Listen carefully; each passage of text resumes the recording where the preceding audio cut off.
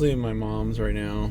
I want to do a video on something I was watching on YouTube last night, which it's kind of funny in a way, I guess.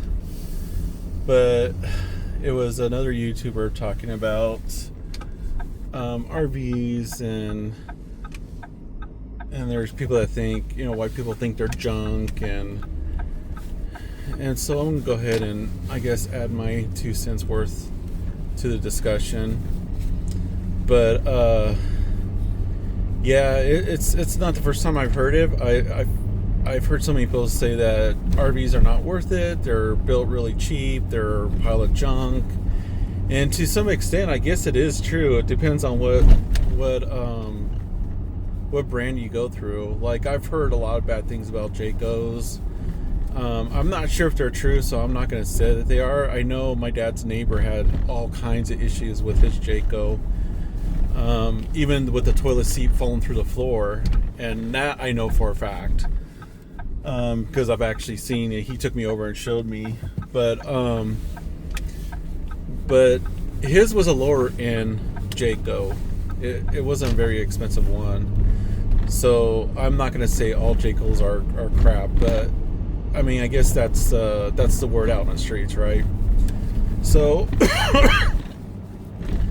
and I've also seen other videos and hear other people say, you know what, I had an older RV that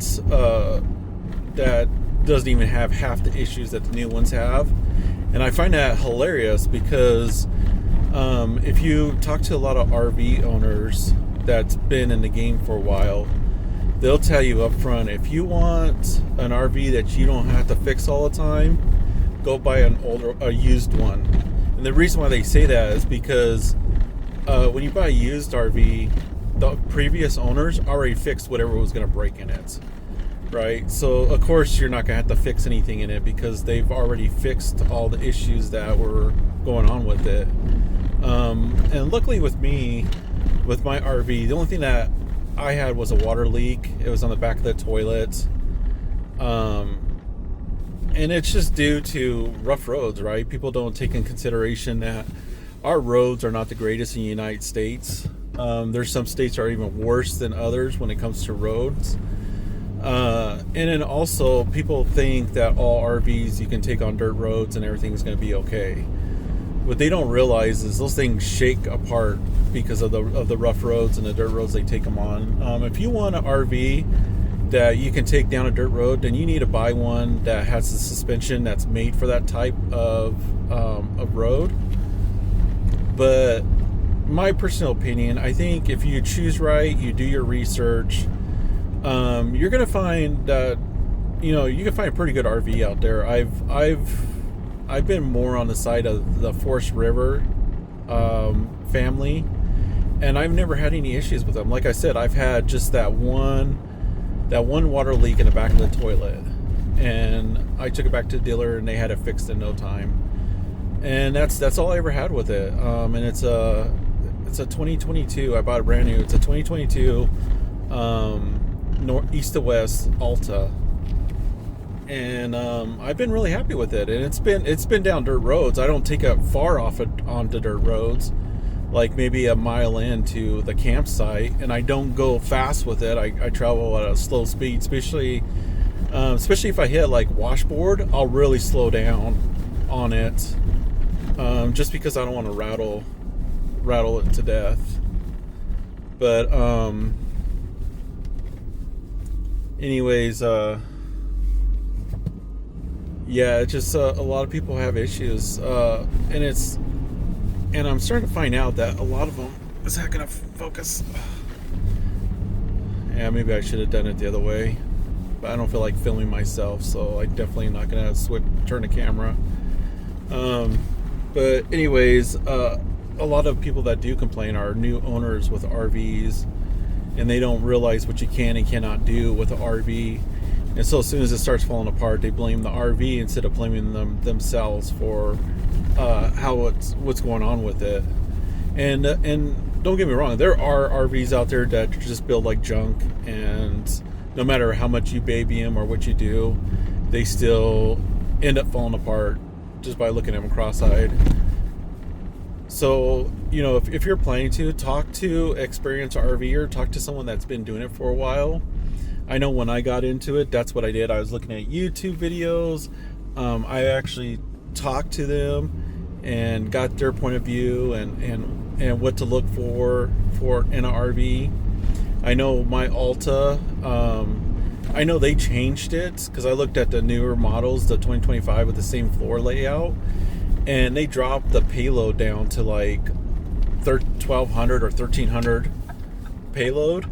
And the one that I have, it has like a 37 payload, 3,700 payload. So I could definitely shove more in my RV than the newer ones. I don't think I even come close to maxing out my payload in my RV. But yeah, I thought I'd just add on to the discussion because I think there's a lot of misinformation out there. People just get rubbed the wrong way, thinking that RVs are built like regular cars and trucks, and they're not. They're not even close being built the same. See, so there's my east to west Alta. But yeah, so you can't say all RVs are junk.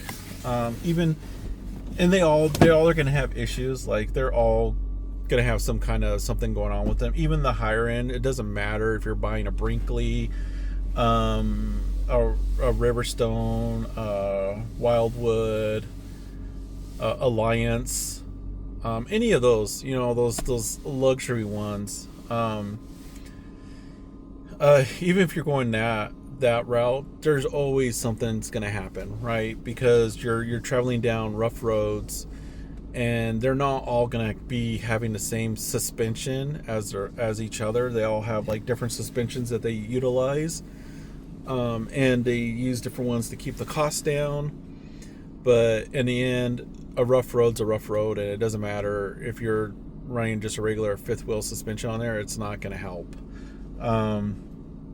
I know what is it? Ibex on Forest River, and there's other companies that's not within Forest River that uses, I guess they're called the Monster suspension system, and it's made for off-road to where you can really get into some rough country with it. But they're usually a smaller RVs. The Whoop Pups, my first one was a Whoop Pup, and I love that thing. We took it down a dirt road like miles on end, and I was thinking that the way I was driving and the way everything was looking, how rough the roads were, that time we got there, that the everything, like the coverage and everything was going to be on the floor when we got there. And so I was really not looking forward to crawling into it and just seeing everything that fell apart, and nothing was wrong in it. It held up so great. And the only reason why I got rid of it is because my family wanted to go camping with me, and it was like only a 15-footer. So I ended up moving up to a 28-footer to where we can actually sleep one more person. But it's not working. So this Alta, I'm going to get rid of this Alta. I'm looking at getting a Stealth fifth wheel from Forest River. I'm sticking within the family because I really love their products. So that's the route I'm going. But yeah, the only reason why I got rid of the Whoop Up was I didn't have enough room for extra people. But on top of it, it didn't have an enclosed belly. It didn't have a heated tanks, and it didn't have a heated underbelly. And I like to camp during the wintertime, so that wasn't going to work for me. But the suspension they had in there and the tires that they were using were awesome. It worked really well. But the new Whoop Ups that they're coming out with, they do have enclosed underbelly and heated tanks. So I kind of wish I would have waited. But I was like so excited. I was like, I need to have this thing right now. Which, don't get me wrong, I loved it. It was a blast. We put it in places that you wouldn't even think that an RV would fit, but it was just small enough just to get it in there, and it was really awesome. With my 28-footer, this one, I can't go to very many places like off-grid, because I do camp off-grid quite a bit. I don't like being around a lot of people at a campground. It's just not who I am. So I have a solar and everything on here, and I do run a generator for it, so I can run my AC and all my other stuff, and it uses gas and propane on a generator, but it's enough. I've actually ran 2 air conditioners and my TV on it before, and it didn't strain the generator. It did really well.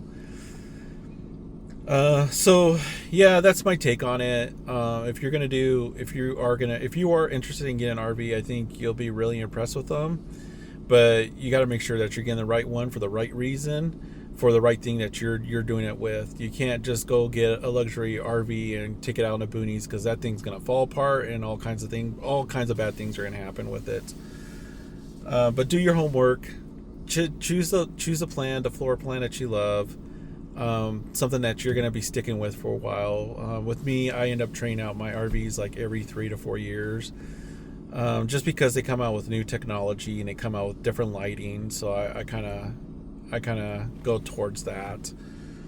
But anyways, I hope this helps, and don't take my word for it. Go out there, search other YouTubers, see what other people have to say. Don't always rely on one person, what one person has to say. Always do cross reference and see what other people are saying about them. But yeah, if you have any questions, go ahead and leave a question down below, or a comment, or just tell me how you feel about certain things when it comes to RVs. And I look forward to the next video. My next video I'm gonna be putting out is gonna be the RV in front of you. I'm gonna show you the layout and the pluses and bads about it, and why I'm switching out for a fifth wheel. So anyways, thanks a lot, guys. Have a good one.